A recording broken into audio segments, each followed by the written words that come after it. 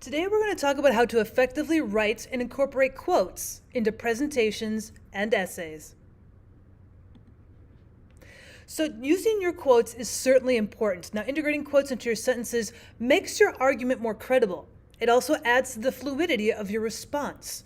It shows your command of language and demonstrates a higher level of thinking to your readers and of your ability to converse with the text. Now, when should you use quotations? Well, when language is especially vivid or expressive, when the exact wording of the quote is needed for technical accuracy, when it's important to let the debaters of an issue explain their positions in their own words, when the words of an important authority lend weight to an argument, when the language of a source is the topic of your discussion, and when direct evidence is necessary to support and/or color your response. Now, when you're using brief quotations, you need to integrate them. Now, there are various ways to work them smoothly into your sentences. You can introduce them formally or informally, depending upon the occasion, or you can just blend the quotations in. Of course, punctuation is important. Now, to avoid confusing your readers, punctuate your quotations correctly and work them smoothly into your writing. So that way, punctuation will show your readers which words are yours and which words you have quoted. Now, to introduce quoted material, use a colon, a comma, or perhaps no punctuation at all. Now, your choice depends upon which is most appropriate in context. So if a quotation has been formally introduced, a colon would be appropriate. Now, a formal introduction is a full independent clause, not just an expression as he said or she writes. So you can see we have a full sentence before a colon. Morrow views personal ads as an art form, colon, and then your quote. The personal ad is like a haiku of self-celebration, a brief solo played on one's own horn. Now, if you're introducing your quotation informally or followed by an expression such as he said or she writes, this is where you want to use the comma. Canadian writer Stephen Leacock revealed the secret to his success when he said, comma, and then you have your quote. I am a great believer in luck, and I find the harder I work, the more I have it.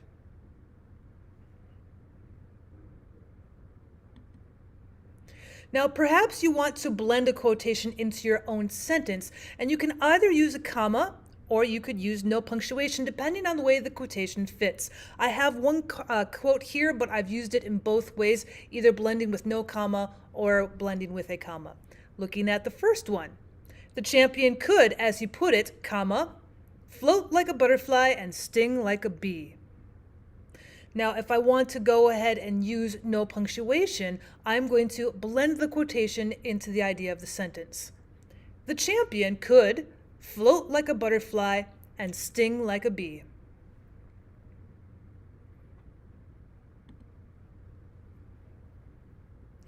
So we have another example here, and this time we're going to start not only blending the quote, but putting in the in-text notation. So we have a quote from William Golding's Lord of the Flies. Your beginning of the sentence is, Jack is not able to kill the piglet, but I'm going to blend the quotation into my ideas and take William Golding's actual quote. Jack is not able to kill the piglet because of the enormity of the knife descending and cutting into the living flesh. So notice how my words are leading into the quote, and then the author's last name and page number are inside of parentheses, and then inside the sentence punctuation. The period is at the very end.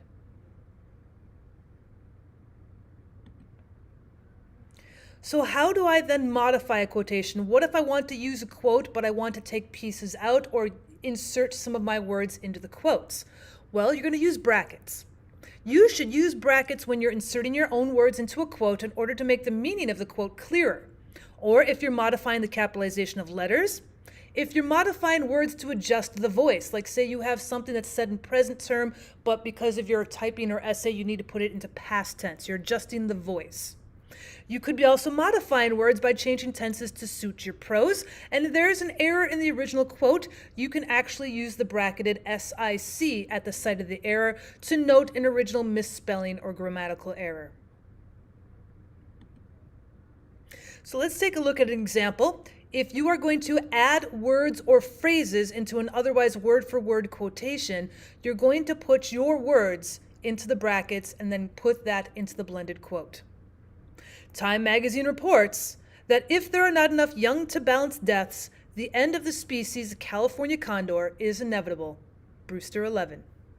Now use the brackets when you're inserting your own words into a quote in order to make the meaning of the quote more clear. In this case, California condor does not appear in the original quote.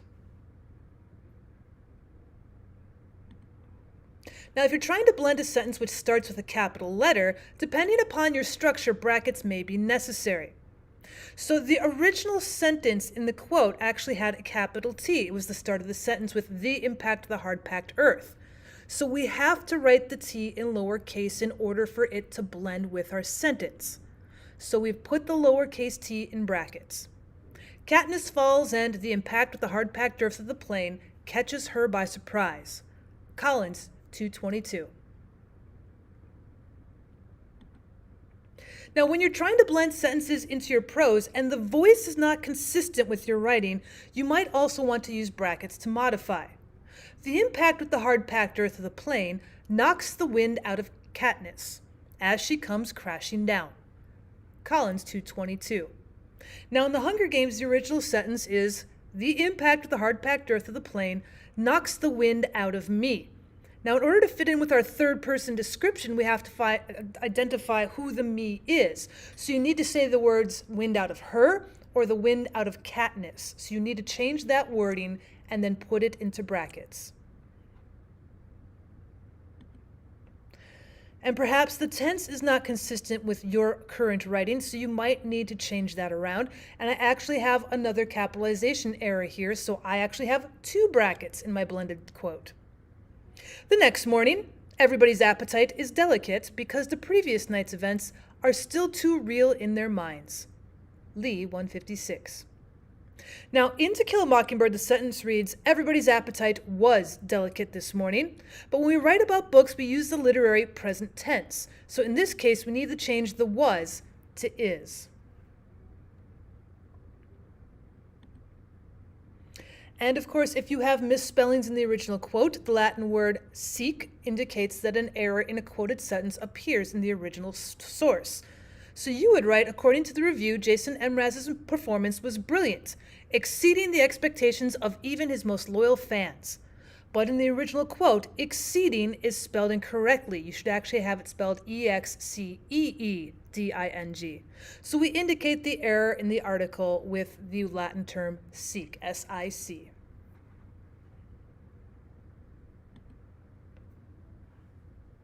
Now, sometimes we want to take certain parts of quotations, but we don't want the entire quote. That's when we're going to use what's called an ellipsis mark, or 3 spaced periods, to indicate that you've deleted material from an otherwise word-for-word quotation. After demonstrating her abilities to the Capitol, Katniss makes it back to her floor, and tears start running down her cheeks. Now, in the Hunger Games, the sentence reads, I actually make it back to my floor before the tears start running down my cheeks. But I'm taking out some words, so I have to use my ellipsis mark, and once again, I do have to change in brackets some of my wordings so it's third person instead of first person point of view. Now, if your quote begins with a full sentence and you're omitting others in between, keep the previous punctuation mark before the 3 ellipsis dots.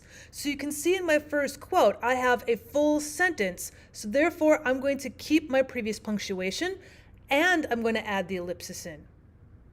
Jones has the following to say on the situation. On a side note, why do airports have to be so challenging to navigate? Sound-minded individuals become utterly lost. Young writes, people are people. We all have the capacity to love.